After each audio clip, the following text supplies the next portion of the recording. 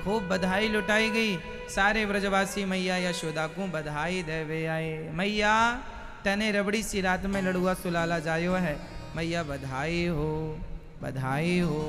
सारी सखियां ब्रजवासी बगलबंदी पहन के थापक थुआ चंदन लगा के और बढ़िया थाली पे टोकनी में और बढ़िया मिठाई भर भर के, खिलौने भर भर के और ब्रजवासी ले लेके जाने लगे। कोई सोना लेकर, कोई चांदी लेकर नंद बाबा के द्वार पर बधाई दे रहे हैं। बाबा बधाई हो, छोरा के लाला के जन्म की बधाई देवे के ताई आयो हूँ मैया, बाबा बधाई स्वीकार करो। बाबा निकल के आए, भैया तुम सबन के आशीर्वाद से छोरा भयो है, तुम सबन की कृपा बनी रहे। अच्छा हमारे छोरा को आशीर्वाद दो। ये वृंदावन है, यहाँ भगवान को भी आशीर्वाद दिया जाता है। कौन देता है? ब्रजवासी। लाला को जन्म भयो तो ब्रजवासी आशीर्वाद देवे के ताई आए, सब आशीर्वाद दे रहे हैं। भगवान के भक्त तो भगवान को आशीर्वाद भी दें, लाला खूब जियो, खूब सुखी रहो, ऐसे ही मुस्कुराते रहो। संसार के लोगों के आशीर्वाद की जरूरत भगवान को नहीं है, पर फिर भी एक भाव है। ब्रजवासी बधाई दे रहे हैं और तो सब ठीक है, शंकर जी भी बधाई देवे की ताई आएंगे। मैया बधाई हो। काहे गो बाबा? मैया बड़ी दूर से आयो हूँ, एक बार लाला को दर्शन करवे की ताई बाहर लाए के रख दे, मैं वाकू देख लूँ फिर जाऊँ अपने काम पे, बड़ो बिजी हूँ मैं। अच्छा बाबा काहे के काम में, कौन से काम में तुम बिजी हो? शंकर जी बोले मैया बहुत बड़े काम हैं हमारे। अच्छा तो यो बताओ बाबा, लाला के दर्शन करवे की ताई कहाँ से आए हो? मैया बोली बाबा कहाँ से आए हो? तब भगवान बोले, शिव जी बोले मैं बड़ी दूर से आया हूं, बहुत दूर से, है ना? कहां से आए हो? दूर से। कितने दूर से?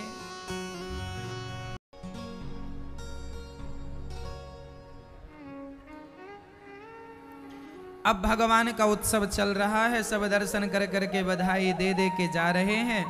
अच्छा नंद बाबा ने 2 लाख गायों का दान किया। जब भी बच्चों का जन्म होए तो बच्चों के नाम से गौदान जरूर करना चाहिए। गौदान 2 बार, एक तो जन्म के समय और एक जब समझदार हो जाओ तब गौदान। बच्चों के नाम से गौदान, यदि जन्म हुआ लाला का और पिता ने, दादा ने कह दिया पोते का जन्म हुआ है, बाप ने कहा बेटे का जन्म हुआ, इसके नाम से मैंने एक गौदान किया, संकल्प तुरंत ले लेना चाहिए। फिर उसको 10 दिन बाद, 20 दिन बाद, 1 महीने बाद, उसे 2 महीने बाद, जब आपको समय मिले फिर वो संकल्प पूरा कर लो। नंद बाबा ने सुना कि लाला का जन्म हुआ है, तुरंत संकल्प ले लिया कि मैं 2 लाख गायों का दान करूंगा। 2 लाख गाय दान किए नंद बाबा ने, इसलिए दान किए ताकि गौदान से मेरे छोरा के जीवन के सारे संकट टल जाएं। गौदान से, गौदान करने से जीवन के सारे संकट टल जाते हैं। इसलिए आप भी सामर्थ्यवान हैं तो गौदान कीजिएगा। यहाँ गौरी गोपाल गौशाला है जहाँ गौ माताओं की सेवा होती है, या तो आप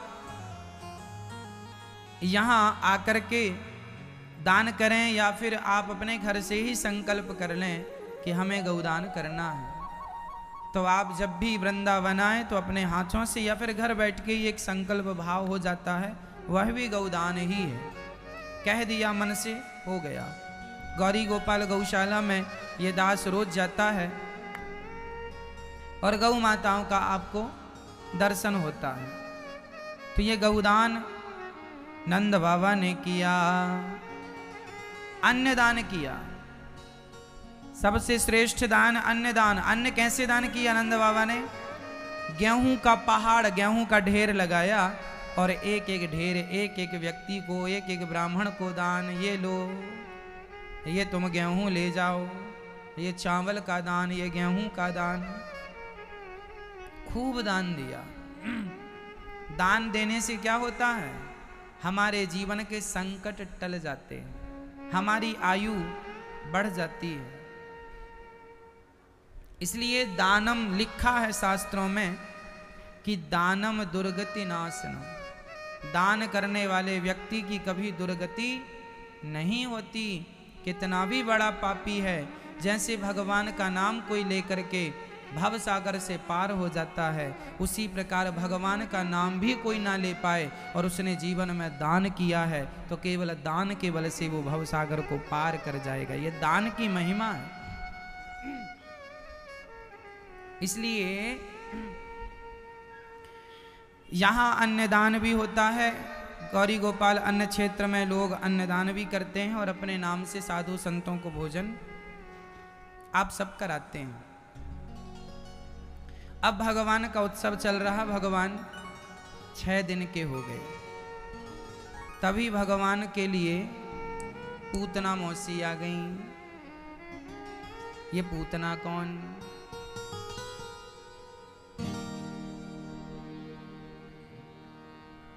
पूतना मौसी आई। पूतना लोक बालघिनी राक्षसी रुधिरासना। पूतना लोक बालघिनी राक्षसे रुधिरासना। जिघांसया पहरये स्तनं दत्वापसद्गतिम्।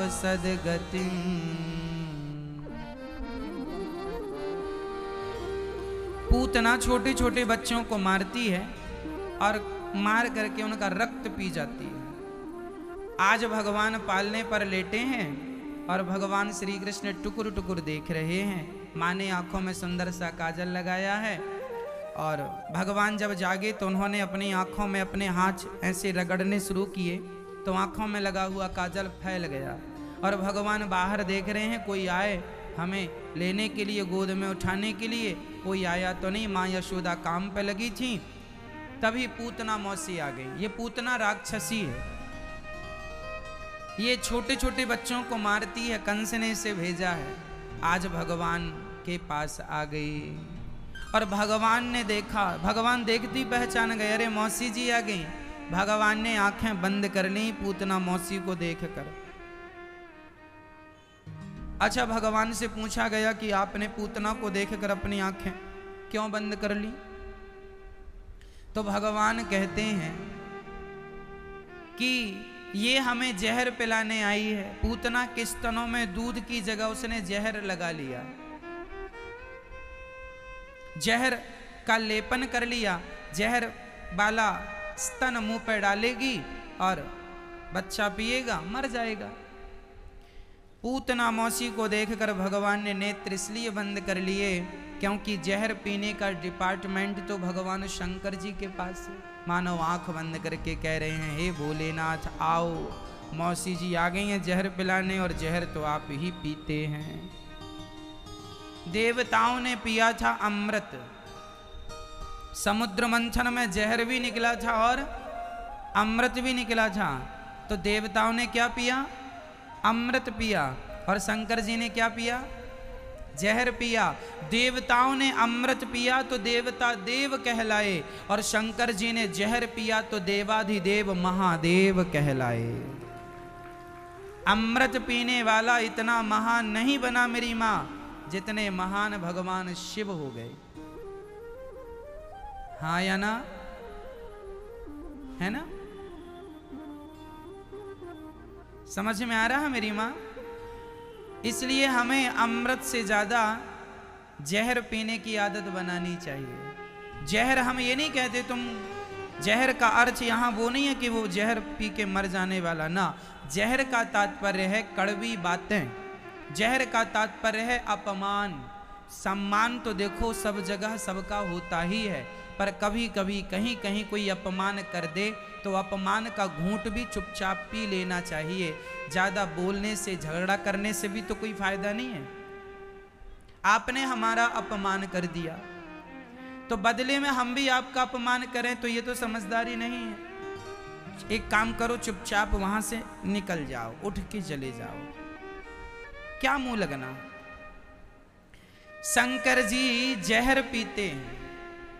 ये जहर पीने के पीछे संकेत है कि आप भी अपने जीवन में अपमान का, गालियों का जहर थोड़ा थोड़ा पीते रहा करो। जो जहर पी लेगा उसकी जय जयकार होगी, है ना मैया। सहन तो करना पड़ता है, सहन करना पड़ता है। एक मंदिर में 2 पत्थर थे। एक पत्थर वो जिस पर नारियल तोड़ा जा रहा था, और एक पत्थर वो जिस पर दूध चढ़ाया जा रहा था, जल चढ़ाया जा रहा था, पुष्प चढ़ाए जा रहे थे, आरती उतारी जा रही थी। दोनों ही पत्थर थे। तो एक दिन बाहर नारियल जिस पत्थर पर तोड़ा जा रहा था, उस पत्थर ने पूछ लिया कि क्यों भाई साहब, पत्थर तो तुम भी हो, पत्थर तो हम भी हैं, तुम भी काले हो, हम भी काले हैं, पर तुम्हारे ऊपर दूध चढ़ता है, जय जयकार होती है, तुम्हें लोग प्रणाम करते हैं, और हमारे ऊपर नारियल तोड़ते हैं। तब उस अंदर के पत्थर ने कहा, उसने कहा भाई साहब, पत्थर तो तुम भी हो, पत्थर तो हम भी हैं, काले तो तुम भी हो, काले तो हम भी हैं, पर फर्क इतना है कि जब किसी मूर्तिकार ने तुम्हें मूर्ति बनाने के लिए उठाया और तुम पर छेनी और हथौड़ी की चोट मारी, तो तुम 4-6 चोट में ही टूट गए, और मैं उस मूर्तिकार की हर चोट सहता गया, सहता गया, सहता गया। मूर्ति बनाने वाला भगवान के गालों में छेनी चलाता है, हथौड़ी मारता है, हाँ या ना। आंखों पर हथौड़ी से ही तो छिलाई करता ना। उस मूर्ति ने कहा कि मैं उस मूर्तिकार की छेनी और हथौड़े की चोट सहता गया, सहता गया, सहता गया। मैंने हजारों चोट सही हैं, तब जाकर मैं भगवान बना हूं। तुम 4 चोट में ही टूट गए, इसलिए तुम पर लोग नारियल तोड़ते हैं, और मैं सहनशील ज्यादा हूं, इसलिए लोग मुझे भगवान मानकर पूजते हैं। हाँ, जो सहन करता है ना मेरी माँ, वो पत्थर भी सहन कर ले तो पत्थर भी भगवान हो जाता है। यदि इंसान सहन कर ले तो क्या इंसान भगवान नहीं हो जाएगा? पर सहन शक्ति होए तो सही। हम तो 2-4 हथौड़ी में टूट जाते हैं, हम तो 2-4 गालियों में परेशान हो जाते हैं। हमारे पड़ोसी ने गाली दे दी, हमारी सास ने गाली दे दी, हमारी बहू ने गाली दे दी, करवट बदल रहे हैं, नींद नहीं आ रही, तुमको 4 गालियां पचती नहीं है, और वहां शंकर जी जहर पचा रहे हैं। इसलिए जो पत्थर चोट खाकर टूट गया वो कंकड़ बन गया, और जो पत्थर चोट सह गया वो शंकर बन गया। जो सहता है वो महान बनता है, जो सहता है महान होता है। इसलिए हमें और आपको भी आदत कैसी बनानी चाहिए? इसलिए हमारे साधु संत हिमालय में बिना कपड़ों के तपस्या कर रहे हैं। वो बरसात सहते हैं, गर्मी सहते हैं, सर्दी सहते हैं, सहते हैं, इसलिए जमाना उन्हें प्रणाम करता है। ना सहें तो कौन प्रणाम करेगा? आप जितना सहनशील होंगे, आप जितना दुखों को पचाने वाले होंगे, आप उतने सुखी होंगे, आप उतने सुखी बन जाएंगे। इसलिए जीवन में सहनशीलता जरूरी है। हम सभी सहने वाले बने। जो सहता है वो रहता है, जो नहीं सहता नहीं रहता। तो भगवान शिव की तरह हमें प्रेरणा लेनी चाहिए। भगवान शिव से हमें जहर पचाना है, अपमान को पचाना है। बोलिए शंकर भगवान की जय, कृष्ण कन्हैया लाल की जय। अपमान, शंकर जी से भगवान ने कहा आओ जहर पी लो, इसलिए नेत्रों को बंद कर लिया। अच्छा, भगवान ने नेत्र इसलिए भी बंद किए क्योंकि पूतना का तन बहुत सुंदर था पर मन बहुत गंदा था। और भगवान कहते हैं कि जिसका तन बहुत सुंदर है मन बहुत सुंदर नहीं है, जिसका तन सुंदर है मन सुंदर नहीं है, ऐसों को तो मैं देखना भी पसंद नहीं करता, इसलिए नेत्रों को बंद कर लिया। निर्मल मन जन सो मोहि पावा, मोहि कपट छल छेद्र न भावा। भगवान को क्या पसंद है मेरी माँ, सुंदर तन या सुंदर मन? तो आपका तन सुंदर है कि मन? क्या सुंदर होना चाहिए? हम लोग तन को ही सुंदर बनाते रहते हैं। इसलिए कहा करता हूं, जो मन की मैल न धोई, गंगा गया तो क्या हुआ।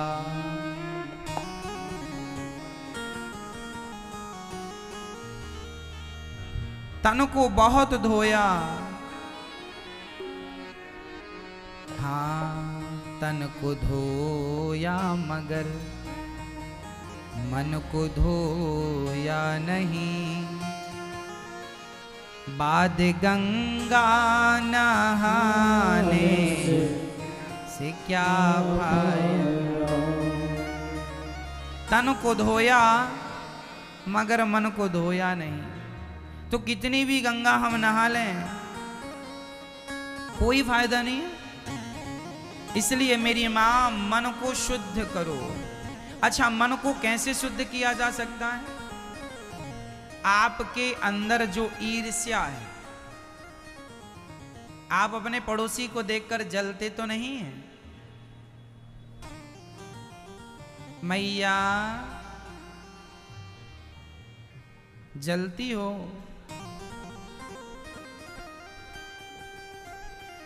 जो आदमी अपने पड़ोसियों को देखकर, अपने रिश्तेदारों को देखकर, अपनों को देखकर जो ईर्ष्या रखते हैं, जलन रखते हैं, उनका मन बहुत अशांत होता है, उनका मन बहुत गंदा होता है। इसलिए हमारा पड़ोसी बहुत तरक्की कर गया, इस बात से हमें खुशी मनाना चाहिए। हम दुखी होके क्या करेंगे? क्या हमारे दुखी होने से उसका कुछ होना है? कहावत है, कौआ के कोसने से गाय नहीं मरती। कहावत है ये। कौआ कोसता है, कोसता मतलब कोसता जानते हैं? बद्दुआ। कौआ कहता है कि गाय मर जाएगी तो हमें इसका मांस खाने को मिलेगा। कौआ रोज कहता गाय मर जाए, पर कौआ के कोसने से गाय नहीं मरती। उसी प्रकार तुम्हारी बद्दुआओं से किसी का कुछ बिगड़ता नहीं है, तुम्हारे ईर्ष्या करने से किसी का कुछ बिगड़ता नहीं है। बिगड़ेगा तो तुम्हारा बिगड़ेगा। इसलिए हम किसी के प्रति नफरत ना रखें, ईर्ष्या ना रखें। हमारा पड़ोसी तरक्की कर रहा है, हम प्रसन्न रहें। जब हम हर हाल में प्रसन्न रहेंगे, खुश रहेंगे, तो भगवान हमें भी आगे बढ़ाएंगे, हम भी आगे बढ़ेंगे। भारत के लोग जितना समय दूसरे का पांव पकड़ के खींचने में लगाते हैं, उतना ही समय अपने पांव को आगे बढ़ाने में लगाते तो खुद बहुत आगे चले जाते। लेकिन विडंबना तो यह है कि वो अपने आप को सफल नहीं बनाते, जो सफल हैं उनके पांव पकड़ पकड़ के खींचते हैं। क्या होगा इससे? सफल आजकल हमारे भारत में ना कोई सफल व्यक्ति है, कुछ लोग ना तारीफ भी नहीं करते। उनको लगता हम तारीफ करेंगे। कोई व्यक्ति बड़ी तरक्की कर गया, बहुत अच्छा हो गया, लेकिन कुछ लोग जलन के कारण उसकी तारीफ भी नहीं करते। उनके मुंह से दुआएं निकलती नहीं। वो सोचता है कब इसका नाश हो, कब हम हंसें, कब। कई लोगों को बड़ी खुशी, किसी के घर में आग लग जाए तो कुछ लोग बड़ी खुशी मनाते हैं, अच्छा जल गया, ठीक जल गया। ऐसे लोगों का घर पहले जलता है।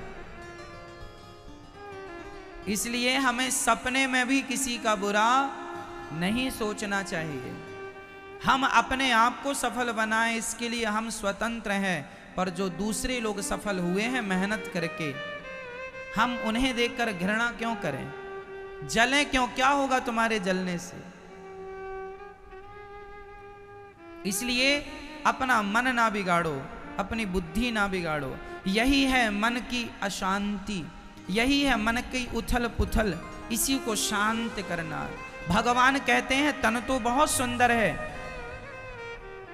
देखो ना मोर कितना सुंदर है,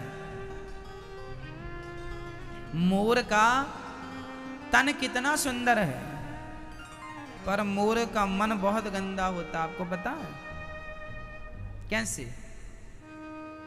मोर इतना सुंदर होता है, इतना सुंदर है, मुझे लगता है कि मोर से सुंदर कोई नहीं, मुझे लगता है कि मोर से सुंदर कोई पक्षी नहीं है। मोर का तन इतना सुंदर है मैया, लेकिन मोर खाता क्या है? मोर को देखकर लगता नहीं है कि यह जहरीला नांग खा जाता होगा, जहरीले सांप खाता है। मोर क्या खाता है? जहरीले सांप खा जाता है। मोर को देखकर लगता नहीं है कि यह जहर खाता होगा, जहरीला सांप खाता होगा। जरूरी नहीं है कि जिसका तन सुंदर हो उसका मन भी सुंदर हो। इसलिए भगवान तन की सुंदरता, तन की संरचना नहीं देखते, भगवान ये देखते हैं कि हमारा मन कितना सुंदर है। ना हमारे अंदर ईर्ष्या हो, ना हमारे अंदर द्वेष हो, ना छल हो, ना कपट हो। रामचरितमानस में लिखा, निर्मल मन जन सो मोहि पावा, मोहि कपट छल छिद्र न भावा। अच्छा मैया, कपट क्या है? आप लोगों के अंदर कपट है कि नहीं? हाँ या ना? मैया, ओ मेरी माँ, आप लोगों के अंदर कपट है या नहीं? नहीं? नहीं? अच्छा, आप निष्कपट हो। कपट क्या है?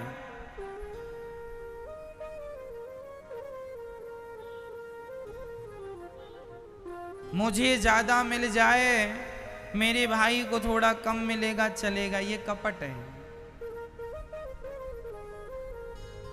मैं अपना ही भला सोचूं और किसी का भला ना सोचूं, ये कपट है। मेरा पेट भर जाए, दूसरा भूखा रह जाए तो रह जाए, बस मेरा पेट भर जाए, ये कपट है। अरे जबकि हमारी भावना ऐसी होनी चाहिए कि भैया तुम भी खा लो, तुम भी खा लो, जब तुम सब खा लोगे तब पीछे मैं भी खा लूंगा। तुम सब ले जाओ, तुम सब ले लो, जो बचेगा पीछे मैं ले लूंगा। हम औरों को आगे करें, औरों को आगे करें, यही निष्कपटता है, निष्कपट बन के रहना। इसलिए भगवान कहते हैं कपटी व्यक्ति को हम बिल्कुल नहीं देखना चाहते, कपटी कोई भी हो। इसलिए मेरी माँ, मन को सजाना, मन सुंदर करना। आप रोज अपने मन से, अपने आप से, आप जब सोने के लिए बिस्तर पर जाना तो शांत चित्त से अपने आप से 2 मिनट बात करना। आप जरा अपने आप से पूछना कि आप किसी के बारे में बुरा तो नहीं सोचते, आपके अंदर जलनशीलता तो नहीं है, जलते तो नहीं है, आप किसी से नफरत तो नहीं करते, आप किसी से घृणा तो नहीं करते, हम किसी से घृणा तो नहीं करते। अपना मुआयना करना, अपने आप को देखना, आत्मनिरीक्षण कहते हैं इसे, आत्मनिरीक्षण, अपना निरीक्षण करना, अपने आप को देखना कि हम कितने गहरे पानी में। मैया जी, भगवान को देखना बड़ी बात नहीं है। अच्छा, गंदा पानी हो तो क्या गंदे पानी में चित्र नजर आता है? आपका प्रतिबिंब नजर आएगा? यदि आपका अपना चित्र देखना हो तो उसके लिए पानी कैसा होना चाहिए? शुद्ध पानी, साफ पानी। अरे मेरी माँ, गंदे पानी में तो आपका चित्र नहीं दिखता, फिर गंदा मन होगा तो उस गंदे मन में भगवान का चित्र कैसे दिखेगा। यदि भगवान को देखना है तो मन को शुद्ध करना होगा, मन को निर्मल करना होगा। निर्मल मन जन सो मोहि पावा, उसी को मैं मिलूंगा जिसका मन बिल्कुल निर्मल होगा। निर्मल, निर्मल क्या है? एक भोला भाला। देखो निर्मलता क्या होती है, जिसे हम सामान्य भाषा में कहते हैं भोला है, बहुत भोला है। आप लोग क्या बोलते हैं? बहुत भोला भाला है, सीधा साधा है, सीधी साधी है, भोली भाली है। इसका मतलब जो भोली भाली है, भोला भाला है, इसका अर्थ है कि इसका मन बिल्कुल निर्मल है, साफ है, पानी शुद्ध पानी की तरह, कांच की तरह बिल्कुल पवित्र है। भोला भाला कुछ नहीं जानता। कह दो कि खड़े रहो तो खड़ा रहे, कह दो कि बैठ जाओ तो बैठ जाए। ये भोला भाला निर्मल। एक बहुत बड़ा खवक्कड़ था। खवक्कड़ खाने वाला, खूब खाता था, 20-25 रोटी खा जाता था खवक्कड़। एक बहुत बड़ा खाने वाला व्यक्ति था, उसकी पत्नी बड़ी परेशान बना बना के। अच्छा कोई काम धाम तो करता नहीं, बिल्कुल सरल भोला भाला। पत्नी कहे क्यों जी, कमा के लाओ कुछ, तो वो अपनी पत्नी से कहे ये कमाना क्या होता है, तुम ही बताओ। पत्नी समझ गई कि ये बिल्कुल एक नंबर का मूर्ख है, जबकि वो बहुत सीधा था, सरल था, भोला था। उसकी पत्नी उसे कम रोटी देने लग गई, उसका बेचारे का पेट ही नहीं भरता, हट्टा कट्टा था। एक दिन उसके गांव में कुछ संत लोग आए, तो जब संत आए तो उसने देखा कि संतों का पेट बड़ा बड़ा था। उसको लगा हे भगवान, इन्हें तो बहुत मिलता है खाने को, हम भी ऐसे हो जाएंगे तो हमें भी बहुत मिलेगा। तो धीरे धीरे गया, एक संत से बोला गुरुजी गुरुजी हमें भी अपनी टीम में शामिल कर लो। तो संतों ने कहा हमारी टीम में तू क्या करेगा? बोले खाऊंगा, आप लोग अच्छा अच्छा खाते हैं, हम भी खाएंगे। साधुओं को लगा अच्छा खाना तो ठीक है, खाने को तो मिलेगा, भजन करना पड़ेगा। अब वो कभी जाना ना भजन क्या होता, ये भजन क्या होता है।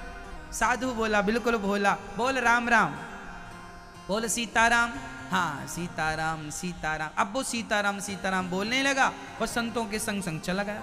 जहाँ संत जाएं तो वहीं संतों के पांव दबाए, सीताराम सीताराम कहे, और केवल खाने से उसे मतलब लाख रुपया उसके सामने पड़ा रहे तो वो लाख रुपया को छूता भी नहीं था। उसे पता ही नहीं था कि पैसे का उपयोग क्या है, मैं क्या करूँगा।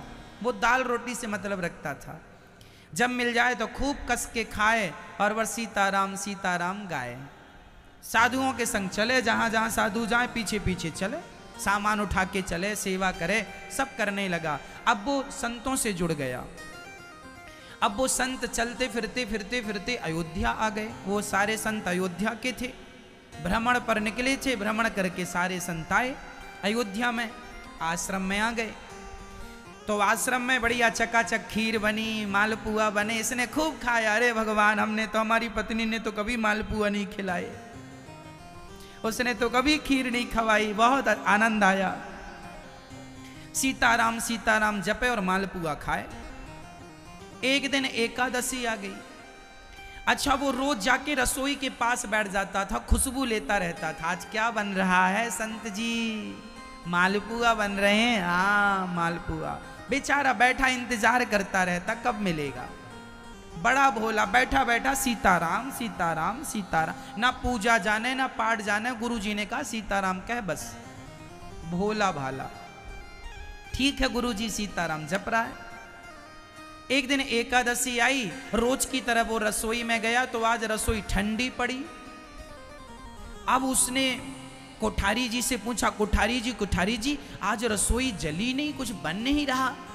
कोठारी जी ने कहा भोला तुझे पता नहीं, आज एकादशी, उसका नाम भोला रखा, आज एकादशी है। अच्छा ये एकादशी क्या होती है गुरुजी? अरे बेटा एकादशी के दिन साधु संत कुछ खाते नहीं है, आज हम सब का व्रत है। व्रत? ये व्रत क्या होता है गुरुजी? अरे बेटा, कुछ ना खाने का नाम व्रत है। अच्छा, सिंपल भाषा में। अच्छा, अब वो तुरंत वो अपने गुरुजी के पास दौड़ लगाए, गुरुजी गुरुजी आज तो हम मर जाएंगे। गुरुजी बोले क्या हुआ? बोले आज कोई एकादशी नाम की बहन आई है, वो कह रही है कि कोई खाएगा नहीं। गुरुजी ये एकादशी से कहो कि जाए। गुरुजी बोले बेटा ऐसे थोड़ी जाती है एकादशी। तो गुरुजी कैसे जाएगी? इसे भगाओ, ये तो हमें मार डालेगी। क्यों मार डालेगी? गुरुजी कोठारी जी कह रहे हैं आज कुछ नहीं बनेगा क्योंकि एकादशी आई है। गुरुजी जल्दी एकादशी से कहो जाए। अब बेचारा इतना भोला, उसे पता भी नहीं कि एकादशी क्या होती है, कैसे जाएगी। गुरुजी बोले अच्छा तू क्यों मर जाएगा? गुरुजी मैं खाऊंगा नहीं तो मर नहीं जाऊंगा। गुरुजी बोले एक दिन तो रह जा ना। गुरुजी हम एक एकादशी रह गए तो दूसरी एकादशी तो देख ही नहीं पाएंगे। गुरुजी हमारी व्यवस्था करो कुछ खाने की। गुरुजी बोले अच्छा देख, आश्रम का नियम है कि यहाँ कुछ बनता नहीं है एकादशी के दिन। तेरी इच्छा है तो तू एक काम कर, कोठारी जी से आटा ले ले, आलू ले ले और जो जो चाहिए ले ले और वहाँ सरयू के किनारे बना के खा लेना, पर याद रखना भगवान को भोग लगा के खाना। अच्छा ठीक है। अब वो कोठारी जी से 2 किलो आटा लिया, कुछ आलू लिए, गुड़ लिया और कुछ और सामान लिया, घी लिया, चला। लकड़ी उसने, सरयू पहली बार आज भोजन बना रहा है, लकड़ी उठाई, लकड़ी जलाई, जैसे तैसे उसने मोटी मोटी हाथ वाली रोटी बनाई और बना के उसने 4-6 रोटी तैयार कर ली उसने मोटी मोटी। भरता बना लिया आलू का, बनाया भरता, रोटी रखी। रोटी खाने वाला था कि गुरुजी की बात याद आ गई। गुरुजी ने कहा था ऐसे ना खाना, पहले भगवान को भोग लगाना।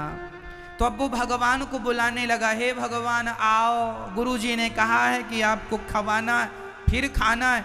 अब भगवान को उसने कभी देखा नहीं, कभी सुना नहीं, बस उसे ये पता था कि गुरुजी रोज भगवान को भोग लगाते हैं। तो गुरुजी ने कहा है कि भोग लगा के खाना। अब देखो वो इतना भोला भाला, रोटियां रखी हैं, उसके मुंह में पानी बार बार आ रहा, भूख बड़ी कसके लगी है और बुला रहा है भगवान जी आओ, भगवान जी आओ। हाँ, और जब भगवान जी नहीं आए तो रोने लगा। क्यों रोने लगा भाई?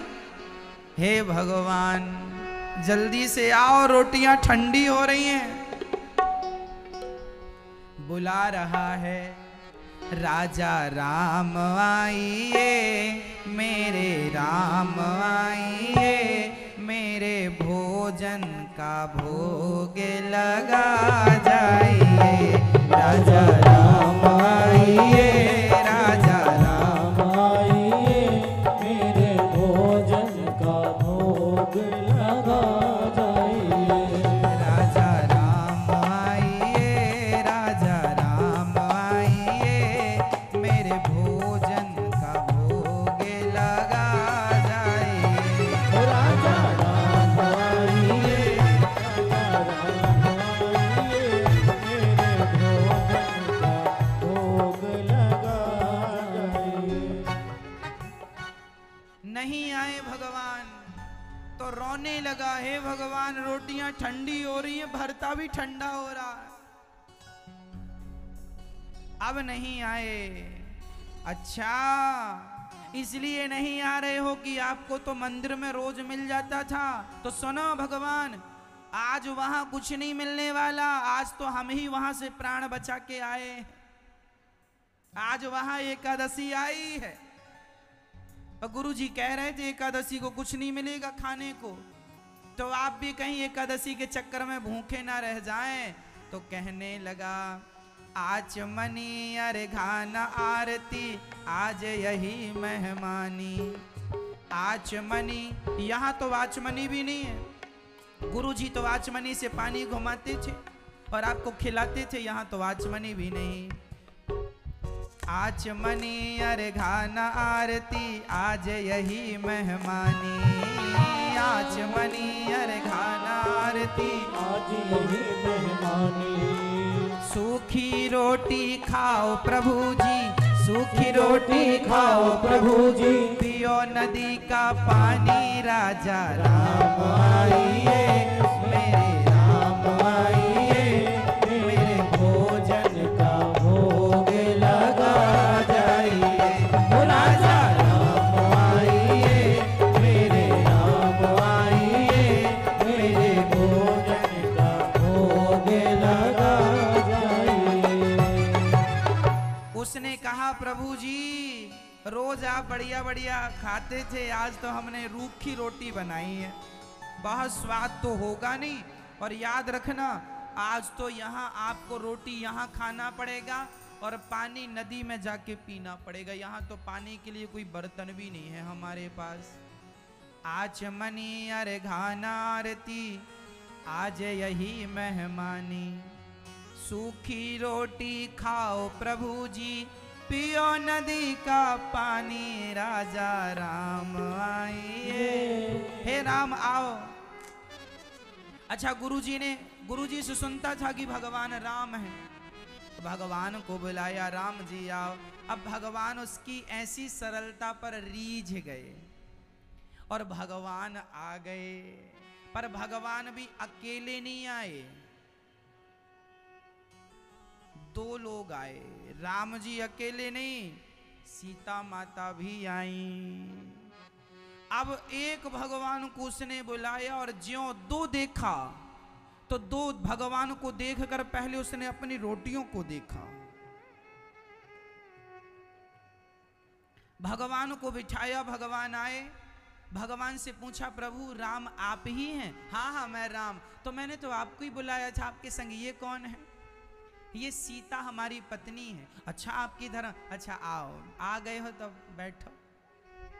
अब उसने पत्तल लगाई, पत्तल भगवान राम जी को, एक रोटी राम जी को रखा उसने और एक रोटी माता, एक आते तो दो रखता, अब दो आए हैं तो तुम ही हिसाब, हमारा ना बिगड़े कुछ।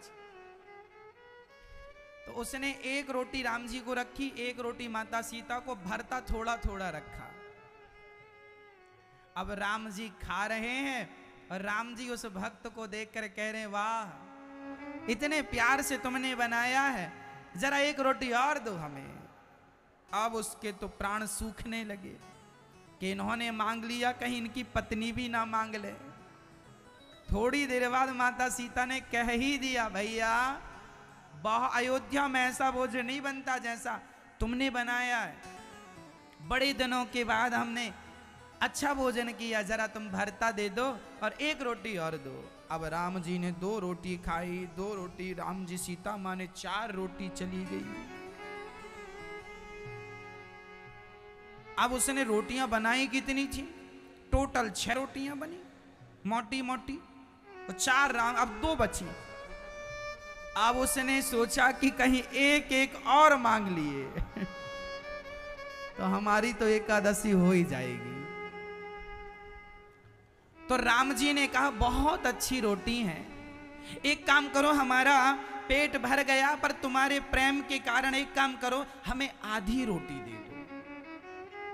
तो राम जी ने आधी और ले ली, तो माता सीता बोली जो आधी बची वो हमें दे दो। 2.5 रोटी राम सीता ने खाई, अब बची 1।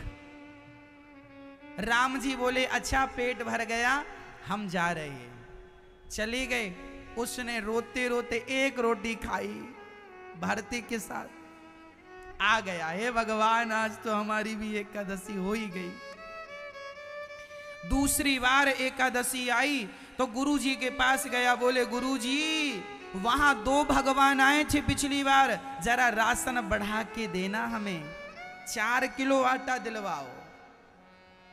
हाँ बल्कि 5 किलो दिलवाओ गुरुजी, भगवान ज्यादा खाते हैं। और 2 भगवान आए थे, वो इतना भोला भाला, उसे पता ही नहीं कि ये भगवान हैं, वो तो बस आए और खाए चले गए।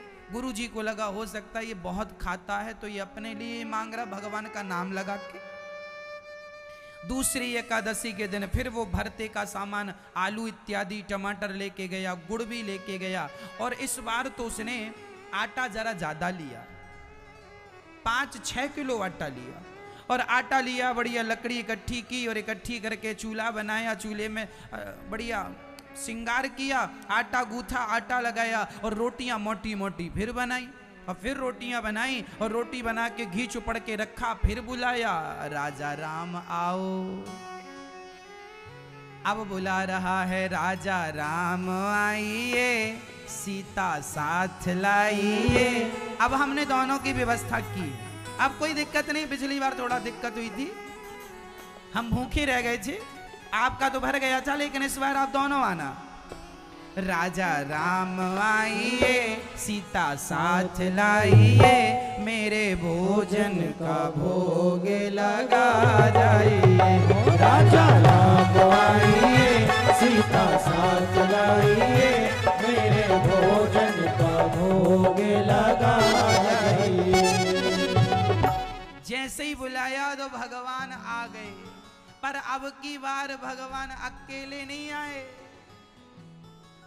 माता सीता तो आई, संग में लक्ष्मण और हनुमान जी, 4। अब इसके प्राण बिल्कुल सूख गए। भगवान एक को बुलाओ तो 2 आते और 2 को बुलाया तो 4। अंदर से परेशान होने लगा, तुरंत राम जी के पास गया, प्रभु ये तो आपकी पत्नी सीता है, ये तो ठीक है, हमने 2 को ही बुलाया था, ये बताओ ये बंदर कौन है, ये बंदर काहे ले आए? बोला राम जी ने, ये बंदर नहीं, ये हमारे हनुमान जी हैं, हमारे साथ रहते हैं। अच्छा चलो ठीक है, ये कौन है? ये हमारे भाई लक्ष्मण हैं। उसने कहा राम जी भगवान, हमने तुमको बुलाया ही नहीं था। राम जी बोले पिछली बार तुमने रोटी बनाई और हमने जब सबको जाकर बताया कि तुम्हारी रोटी और भरता बहुत अच्छा था, तो इन लोगों के भी जीभ में पानी आ गया। बाकी तो सब समझ गए, पर ये 2 नहीं माने कि हम भी खाएंगे। अब उसने कहा अब आए हो तो बैठो। अब उसने पत्तल लगाई 4, और इस बार उसने राम जी और सीता जी को तो 2-2 रोटी रखी, पर हनुमान जी और लक्ष्मण जी को 1-1 रोटी रखी। भरते के साथ खूब रोटियां खिलाई, हनुमान जी खा रहे हैं। हनुमान जी कह रहे हैं बहुत बढ़िया रोटी है भगवान, एक और दो, एक और दो। लक्ष्मण जी भी बोले एक और दो, माता सीता ने भी कहा एक और दो। अब की बार सब खा गए, इसके लिए बस 1 ही बची। फिर इसने भगवान को विदा किया, अब जाओ प्रभु। और फिर इसने 1 रोटी खाई भरते के साथ, फिर उदास घर आया। तीसरी एकादशी आई, गुरुजी इस बार कम से कम 20 किलो आटा चाहिए। क्यों? 20 किलो आटे की रोटियां तू खा जाएगा? भगवान उसने कहा मैं थोड़ी खाता हूं, मैं तो 1 ही खाता हूं, तुम्हारे भगवान सब खा जाते हैं। तुम्हारे भगवान 1 को बुलाओ, 2 भगवान आते हैं, 2 को बुलाओ। पिछली बार 4 भगवान आए थे। अच्छा, गुरुजी को लगा ये क्या कह रहा है। अब गुरुजी भी इस बार 20 किलो आटा देते हैं, ये सिर पे रख के चला, आलू भी बढ़ा के दिए। गुरुजी को लगा इस बार मैं चल के देखूं कि क्या करता है। इस बार ये गया और सरयू के किनारे 20 किलो आटा रखा और भरता का सामान रखा, और इसको लगा कि इस बार क्या करूं कि पहली भगवान को बुला लूं, देखो कितने आते हैं। ऐसा तो नहीं कि इस बार बहुत लोग आए, उस हिसाब से बनाऊंगा। तो इस बार इसने कुछ बनाया नहीं, पहले ही बुलाया। इसने कहा राजा राम आइए, सीता राम आइए, लक्ष्मण को साथ लाइए, हनुमान जी को साथ लाइए, मेरी रोटी का भोग लगा जाइए। राजा राम आइए, मेरे राम आइए, मेरे भोजन का भोग लगा जाइए। और जब इस बार इसने बुलाया, इसने चतुराई की कुछ नहीं, बनाया, भगवान को बुला लिया। और अब की बार भगवान आए तो राम लक्ष्मण भरत शत्रुघ्न चारों के परिवार से सबकी श्रीमती जी, 4 दुनिया 8 वो, और तो और हनुमान जी 8 और 1 9। अब ये दंग रह गया, हे भगवान इस बार मैं बना लिया होता तो एक भी मुझे ना मिलती जो हर बार एक मिलती थी। भगवान आए, भगवान बोले हाँ परोसो रोटी। उसने कहा नहीं बनाई हमने, हमें पता था कि तुम इतने लोग आओगे, इतने सारे भगवान आते हो, हम थोड़ी बना पाएंगे इतना सारा। एक काम करो, ये रखा है आटा, ये आलू रखे अपना बनाओ और बना के फिर हमें खिलाना। अब राम जी उसकी बातों पर रीझ गए, उसकी सरलता ऐसी थी, सहजता ऐसी थी। अब सीता माँ रसोई तैयार करने लगी, भरत जी आटा गूंथने लग गए, लक्ष्मण जी लकड़ियां लाने लग गए और लक्ष्मण जी लकड़ी ला रहे हैं, हनुमान जी सेवा में लग गए, पानी भरने लग गए सरयू जी का, और सभी भोजन तैयार करने लग गईं। और जब भोजन तैयार हो गया, उसकी खुशबू स्वर्ग तक पहुंच गई। आज माता जानकी ने भोजन बनाया, वहां से देवता लोग आ गए। इसको लगा हे भगवान ये कौन, जो बचती तो ये कौन है। रोटियां 20 किलो की कुछ ज्यादा बनी, उसको लगा ये तो 9 लोग हैं, 2-2 भी खाएंगे तो कुछ हमें बचेगा, 4-4 भी खाएंगे तो ज्यादा बचेगा। पर जब उसने आकाश की तरफ देखा तो देवताओं की भीड़ लगी, सब कह रहे हैं कि एक एक दाना ही हमें, एक एक तिनका ही हमें पहुंचा दो, हम माता सीता के हाथों का भोजन प्रसाद रूप में खाएंगे। अब इसके गुरुजी छिप करके देख रहे थे, गुरुजी आ गए। गुरुजी बोले क्यों रे बनाता क्यों नहीं है। गुरुजी बोले क्यों नहीं बनाता। उसने कहा गुरुजी पिछली बार एक भगवान को बुलाया था, 2 आए थे, फिर 2 को बुलाया ईमानदारी से तो 4 आ गए, और फिर 4 को बुलाया तो 9 आए हैं, 9।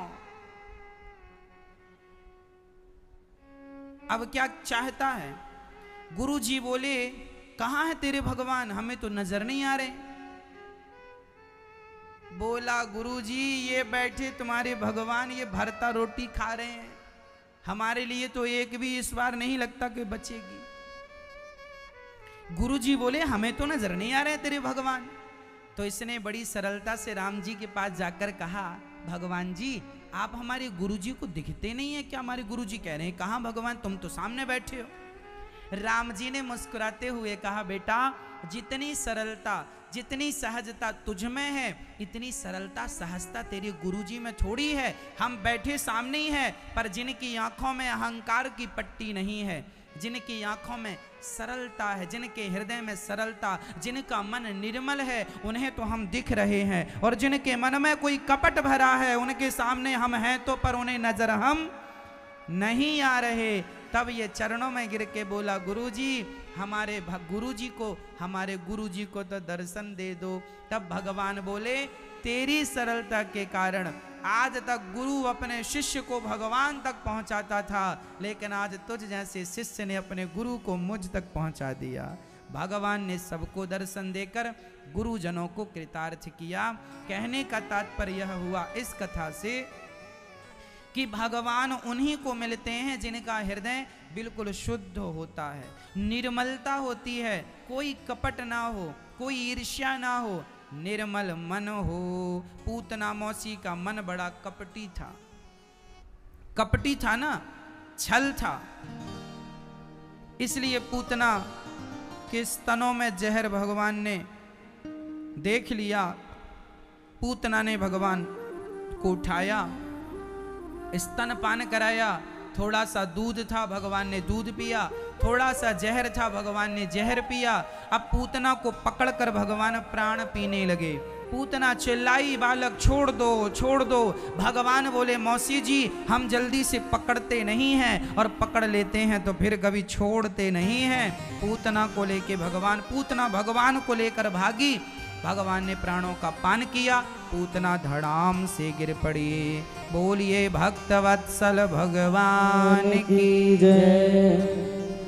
भगवान पूतना का उद्धार करते हैं, जो गति भगवान ने माँ यशोदा माँ देवकी को देनी चाहिए वही गति भगवान पूतना मौसी को देते हैं। न जाने कौन से गुण पर दयानिधि रीझ जाते हैं। अच्छा, भगवान के लिए कोई दुश्मन नहीं होता मेरी माँ। जाकी रही भावना जैसी, प्रभु मूरत देखी तिन तैसी। जो भगवान को जिस भाव से भजता है भगवान उसको भी उसी भाव से भजते हैं। पूतना ने भगवान को स्पर्श करके अपने समस्त पापों को समाप्त कर लिया और भगवान ने सदगति की। अहो वकेयम स्तन काल कोटम जिघांसयापा ययदाप्यसाध्वी लेभे गतिम धात्र्युचितां ततोऽन्यं कम्बा दयालुं शरणं व्रजेम। बड़े आश्चर्य की बात है कि भगवान ने पूतना मौसी का उद्धार कर दिया। देखो तो जरा, वह गति दे दी जो गति को बड़े बड़े संत तरसते हैं। उसके बाद नंद बाबा ने कंस का कर चुकाकर जब लौटे, पूतना के शरीर को चिता पर रख के जलाया, उनका अंतिम संस्कार हुआ। उसके बाद भगवान ने शकटासुर का छकड़ी पे आकर बैठा शकटासुर का उद्धार कर दिया। फिर भगवान ने तृणावर्त का उद्धार कर दिया। इसके बाद भगवान का नामकरण संस्कार होता है। हमारे हिंदू धर्म सनातन धर्म में कितने संस्कार हैं मेरी माँ? 16 संस्कारों की विस्तृत चर्चा है। इसलिए हम आपसे कहा करते हैं कि बच्चों को धन दौलत बाद में देना, बच्चों को धन दौलत बाद में देना, जमीन जायदाद बाद में देना, बच्चों को पहले संस्कार दे देना। संस्कार दे दिया तो सब बढ़िया है, और संस्कार नहीं दिया तो सब दे भी दिया तो उसका कोई अर्थ नहीं निकलने वाला। इसलिए मेरी माँ, सबसे पहली प्राथमिकता क्या है? आप क्या दें बच्चों को? क्या दें? संस्कार। पैसा देखो, संस्कार होंगे तो पैसा आ जाएगा, और संस्कार नहीं है और तुम पैसे दे भी दोगे तो क्या गारंटी है कि वो पैसे बचेंगे? जो दिए वो भी उड़ा देगा। इसलिए संस्कार दोगे, तौर तरीका सिखा दोगे तो जीवन में कभी वो परेशान नहीं होगा। आज जीवन में परेशानियां क्यों हैं? समस्याएं इसलिए है मेरी मां, क्योंकि आप अपने बच्चों को संस्कार नहीं देते। आप मार कहां खा जाते हैं? संस्कार देने पर। आप अपने बच्चों को बातचीत करना तक नहीं सिखाते, कैसे बात करनी चाहिए, अपने से बड़ों से कैसे बातें करनी चाहिए, है ना? अपने से बड़ों से कैसे बात करनी चाहिए। आजकल के बच्चे गलत शब्दों का प्रयोग करते हैं। कई बच्चों को तो हमने देखा वो अपनी मां को गालियां दे देते हैं। छोटे छोटे बच्चे क्यों देते हैं? क्योंकि आपने उन्हें रोका नहीं, आपने उन्हें बताया नहीं कि बेटा ये बात गलत होती है। छोटे बच्चे हैं, गलत शब्दों का प्रयोग करते हैं, तू तड़ाक करके बात करते हैं, रे और बे जैसे शब्दों का प्रयोग करते हैं। तुरंत माँ को चाहिए, बाप को चाहिए बच्चों को थप्पड़ जमा के समझाए कि ऐसे शब्दों का प्रयोग नहीं करना, बात करना सिखाओ। यही संस्कार है। आगे चल के जब आप बहुत बड़े बिजनेसमैन बनेंगे, व्यापारी बनेंगे, तो उसमें सबसे प्रधान चीज क्या होगी? बोलो। आपकी बातचीत। हाँ या ना? आप जितनी अच्छी बातचीत कर पाते होंगे मेरी माँ, सुलझी हुई बातें करनी चाहिए। कई लोग बहुत कुछ बताते हैं पर समझ में कुछ नहीं आता। हमने 1 घंटे तक आपसे बात की पर समझ में कुछ नहीं आया, तो 1 घंटे तक बात करने का कोई अर्थ निकला? और हमने केवल 2 मिनट आपसे बात की, हमने आपको सब समझा दिया 2 मिनट में। तो बच्चों को ऐसे संस्कार दो कि वो बातें अच्छी करें, क्योंकि आने वाले उनके भविष्य में किसी भी काम को वो करेंगे तो उनके बातचीत का ढंग पहले देखा जाएगा कि नहीं। आप कैसे, आप अपने घर में कोई नौकर रखते हैं तो नौकर रखने के पहले भी आप उसके बातचीत का ढंग देखते हैं। गलत बातें तो नहीं करता, गलत ढंग से बातें करता हो तो आप नहीं रखते उसको। अच्छे से बात करे, उसको बोलने का तरीका आए। तो ये आप अपने बच्चों पर भी प्रयोग कीजिए, ये बच्चों के काम आएगा कल के लिए। आप बिजनेस करिए। अच्छा आज मैं बताऊं, आज बाजार में किराने की 10 दुकानें हैं, लेकिन कोई एक दुकान ज्यादा चलती है। कभी आपने गौर किया? बाजार में किराने की 10 दुकानें होती हैं। मैं एक छोटा सा एग्जांपल दे रहा हूं। बाजार में किराने की 10 दुकान होती हैं, लेकिन कोई एक दुकान ज्यादा चलती है। क्या आपने कभी सोचा नहीं कि ये दुकान ज्यादा क्यों चलती है?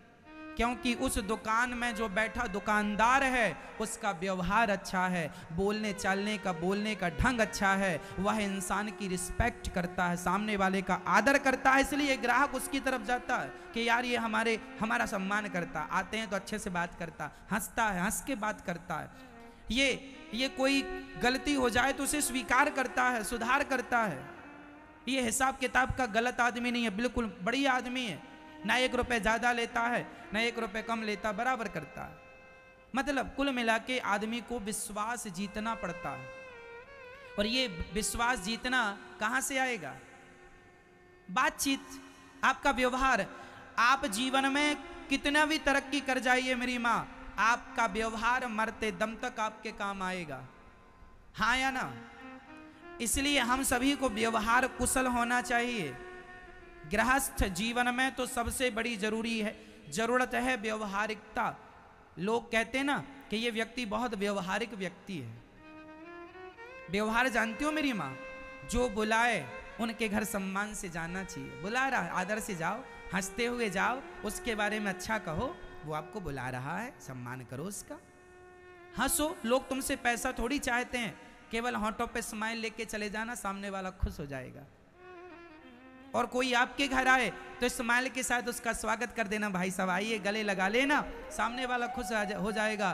कोई तुम्हारा धन लेने नहीं आता, सब अपना सम्मान चाहते हैं, इसलिए सम्मान देना सीख लो।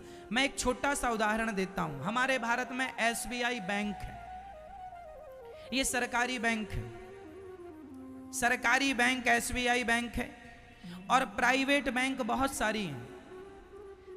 सरकारी बैंक में लोग खाता केवल इसलिए खुलवाते हैं कि जो सरकारी नौकरियों से जुड़े हुए हैं, तो वो सरकारी बैंक, क्योंकि उनकी पेंशन, उनकी तनख्वाह उसी बैंक में आती है। लेकिन सच्ची बताऊं मेरी माँ, SBI के जितने कस्टमर हैं, ग्राहक हैं, उनसे ज्यादा ग्राहक प्राइवेट बैंकों के पास हैं। हाँ या ना? कभी आपने सोचा कि क्यों? क्योंकि सरकारी बैंक का व्यवहार अच्छा नहीं होता सामान्य नागरिक के प्रति। हाँ या ना? आप लाइन में खड़े रहते हैं, जब आपका नंबर आता है तो आपके साथ आदर से बात नहीं की जाती, आपका आदर नहीं किया जाता।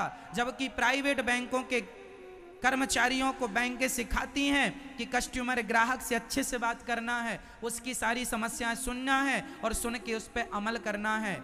सरकारी बैंक में आपकी सुनवाई कम होती है, जबकि प्राइवेट बैंक में आपकी सुनवाई तुरंत होती है। इसलिए प्राइवेट बैंक में लोग अपना खाता खुलाते हैं। कहने का तात्पर्य यह है कि जहां व्यवहार होगा व्यक्ति वहीं जाएगा, सिंपल है। इसलिए हमारे जीवन में हमें कैसा होना चाहिए? व्यवहारिक होना चाहिए। कैसा होना चाहिए? कैसा होना चाहिए? बोलो मेरी माँ। व्यवहारिक, ये क्या है? ये संस्कार है। हम व्यवहार कुशल हैं। ये क्या है?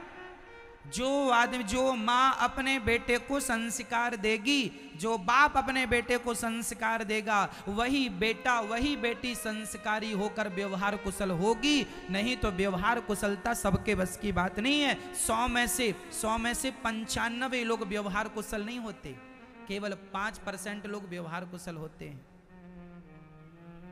बात समझ में आ रही है?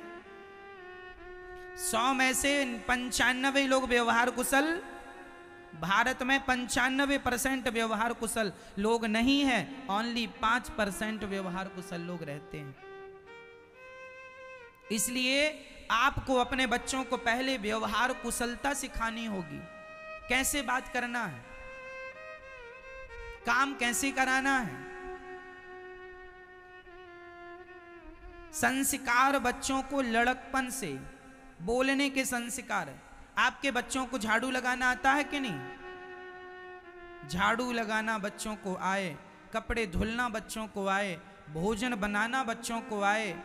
पढ़ना लिखना तो अच्छा है कि आप पढ़ो, इंग्लिश बोलो, हिंदी बोलो, संस्कृत बोलो, सारी भाषाओं का आपको नॉलेज हो, आप बड़ी बड़ी डिग्रियों को पाएं और बड़े बड़े पोस्ट पर रहें, सब होना चाहिए। पर सबके साथ साथ आपको भोजन बनाना आना चाहिए।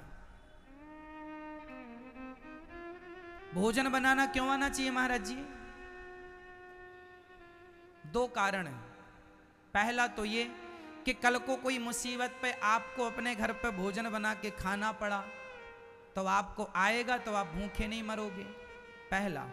दूसरा ये कि जब हम भोजन बनाने लग जाते हैं तो हमें फिर अपनी माँ की और पत्नी की कदर समझ में आती है। हमें पता चलता है कि हमारी थाली पे जो रोटी आई है उसे बनाने के लिए हमारी माँ या हमारी पत्नी को कितनी मेहनत करनी पड़ती है। यदि बच्चा बनाएगा तो जानेगा कि भाई ये भोजन मेहनत से बनता है, इसका ऐसे अन्न का दुरुपयोग नहीं करना चाहिए। तो बच्चों को सबक मिलेगी, सीख मिलेगी। क्या है, हमें बिना मेहनत का कोई भी, आपको बिना मेहनत का हीरा भी मिल जाए ना मेरी माँ, आपको उसकी वैल्यू नहीं होगी।